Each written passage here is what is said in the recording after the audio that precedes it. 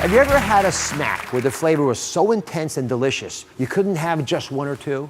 Was it those sweet and spicy chips or maybe the honey barbecue? It could be because of artificial flavors. Are they the reason you're eating more than you want? It sounds like science fiction. Chemists and labs concocting flavors created to entice the tongue and seduce the senses, to the point of addiction. Recipes engineered to hook you with artificial flavors that leave you longing for more. Taste combinations not found in nature that can actually alter your brain's response and your emotions, causing you to crave and crunch again and again. But there's a darker side to the redefinition of delicious. Artificial flavors that are heavy on taste but light in nutrients could be contributing to obesity. Today we ask, could the flavors you crave be compromising your health?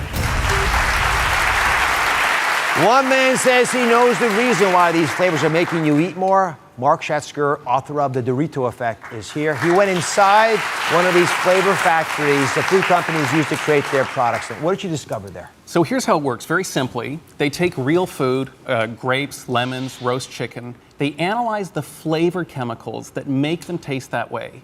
Then they produce them in factories and add them to whatever they want. Could be in soft drinks, could be in potato chips. This really got going, this technology got going in the early 60s, and it's that cohort that we see as the first spike in the obesity epidemic in the late 70s. It's only gotten a lot worse, as you know. The second thing I learned is that the so-called natural flavors that you see on boxes, all natural flavoring, they're every bit as synthetic, engineered, and contrived as artificial flavorings. Chemically speaking, they're virtually identical. So how is it that these flavors get us to eat more? I understand that tasty things are good, but why are the artificial ones even more of a problem for us? Well, very simply, they make food taste better. I called my book The Dorito Effect because the very first Doritos, no one knows this, were just salted tortilla chips. They didn't sell that well. It wasn't until they flavored them. The first flavor was taco. The second one, we all know, nacho cheese, made them irresistible. So the really interesting question becomes, why does flavor have this hold on us? It's very important. In nature, flavor is the language of nutrition. It's how your brain knows where the nutrients are, what food it's like. The food your brain likes are hooked up with nutrients. There was a study in the journal Science a few years ago that found that the flavors we most love in tomatoes are all connected inextricably to important nutrients. We love tomatoes because they're healthy. But if you then slice off those flavors from the tomatoes, leave all those nutrients behind, and start to put them wherever you want, you create a food that is telling a nutritional lie.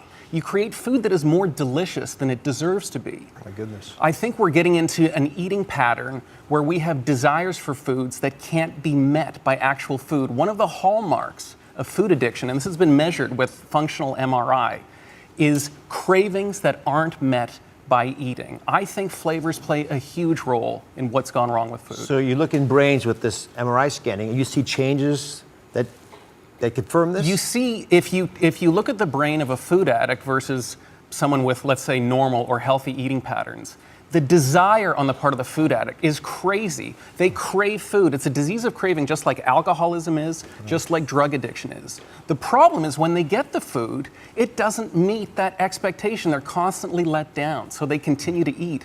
One of the most interesting insights is that we all think people who eat too much, so-called food addicts, just love food too much. It's actually completely reversed. They desire it too much. But people with a healthy relationship to food are probably getting more actual enjoyment from what they eat. Oh, unbelievable. So here's the thing. Mark is arguing that synthetic flavoring has become so potent that real food can't compete. So before the show, I had everyone in the audience smell two different vanilla extracts. One real, the other synthetic. Then we had everyone guess which was the real one. So audience, which one do you guys think it was, A or B? A. Pretty evenly split. Let me go through here. Which one do you think it was? A. And why? I thought it was more like an authentic vanilla, and then the other one was like too strong. Okay, so you think A was more authentic. Yeah. I definitely thought B. B, and why? It smelled more like alcohol, and if you buy real vanilla extract, it's more expensive, so it only makes sense that it would have more alcohol in it. That's my take on it, but... You drink a lot? No, I don't. But I bake a lot. You bake a lot. It's interesting insight. What did you think? A. A, for what reason? It smells like vanilla yogurt. It smells like vanilla yogurt. B, B. because when I bake and I smell the vanilla extract in the jar, that's what exactly it All right, smells so like. interestingly, some folks are saying it tastes like it's used to taste to me, so I'm comparing it. Others are saying it just doesn't taste the same. So 50-50 sort of split here, just in my little sampling. Well, you ready for the poll results? Oh, you're gonna love this. This is really good. It turns out 54% of the audience thought A was real, 46% voted that B was real. So it really was split in half. The real vanilla, my friends, was B. And I gotta say, you're applauding, but the audience, interestingly, you pointed out a few insights. The alcohol sort of smell is real vanilla. So what actually smells like what you'd expect vanilla to be was synthetic. Now, you have actually a pretty good insight here. I would love if you can explain to us why these artificial flavors get us to eat more.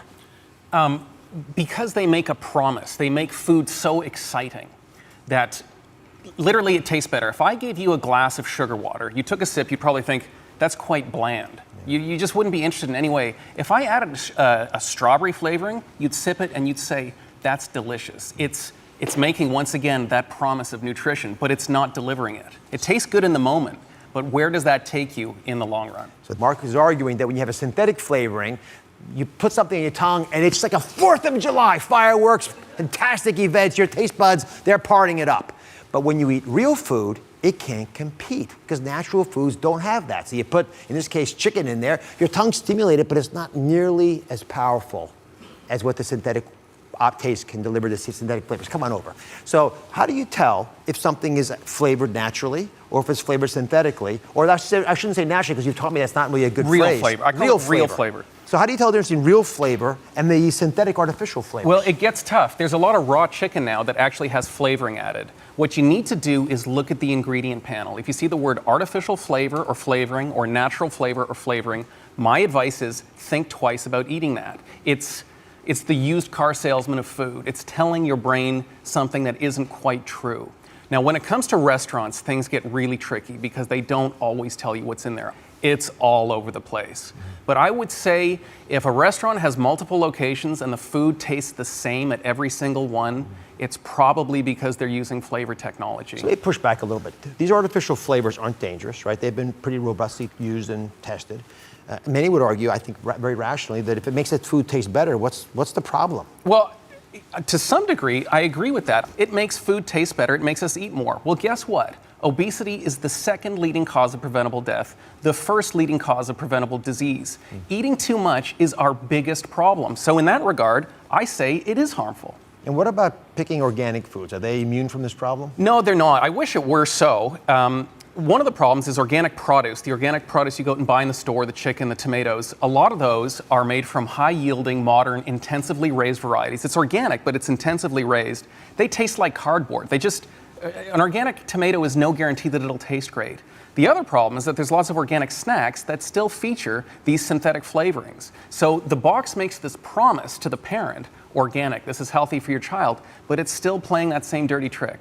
So we reached out to the Flavor and Extract Manufacturers Association that oversees the industry, and this is what they said in part. Many scientific studies have shown that the causes of obesity are complex and include food access as well as multiple genetic, biological, and social factors. What do you say? It's a big problem. Just because the causes are complex is no reason to shy away. If this is a cause, we deserve to know more about it and be aware of it and make informed decisions. So now you all know about it. Again, it's not toxic, but taste is just another temptation that makes it harder to do the right thing if you're trying to lose weight. Mark's new book, The Dorito Effect, is in stores now, and a portion of it's available on DrOz.com. Thank you for watching. Don't forget to subscribe and turn on notifications so you never miss out on new videos to live the good life.